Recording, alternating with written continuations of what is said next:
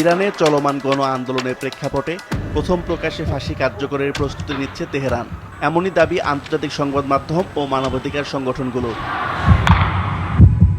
২৬ বছর বয়সী এরফান সুলতানি ইরানের তেহরান প্রদেশের কারাত শহরের ফারদিস এলাকার বাসিন্দা। পরিবার সূত্রে জানা গেছে, রাজনীতির সঙ্গে তার কোনো সম্পৃক্ততা ছিল না, তবে চলমান অর্থনৈতিক সংকট ও সরকারের দমন নীতির বিরুদ্ধে আন্দোলনে অংশ নেন তিনি। সরকার বিরোধী আন্দোলনে অংশ নেওয়ার অভিযোগে চলতি বছরের ৮ই জানুয়ারি তাকে গ্রেফতার করে পুলিশ। নরওয়ে ভিত্তিক কুর্দি মানবাধিকার সংগঠন হেগাও জানিয়েছে, গ্রেফতারের পরপরই এরফান সুলতানিকে মৌলিক আইনি অধিকার থেকে বঞ্চিত করেছে ইরান সরকার।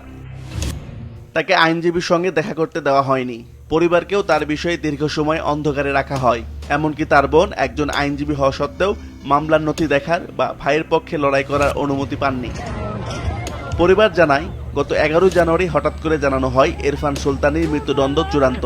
এরপর মাত্র ১০ মিনিটের জন্য তাদের সাথে শেষবার দেখা করার সুযোগ দেওয়া হয়। ইসরায়েল ও আমেরিকা ভিত্তিক সংবাদ মাধ্যম জেফিডের দাবি, এই ফাঁসি কার্যকর হলে তা হবে চলতি আন্দোলনের জেরে প্রথম প্রকাশ্যে মৃত্যুদণ্ড।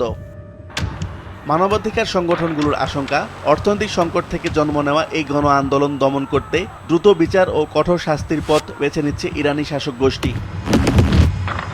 বিশ্লেষকদের মতে, এটি হলে তা হবে ইরানে চলমান গণ অসন্তোষের বিরুদ্ধে রাষ্ট্রের প্রথম শক্ত বার্তা। আসিফ আল আমিন, মাছরাঙ্গা, নিউজ ডেস্ক।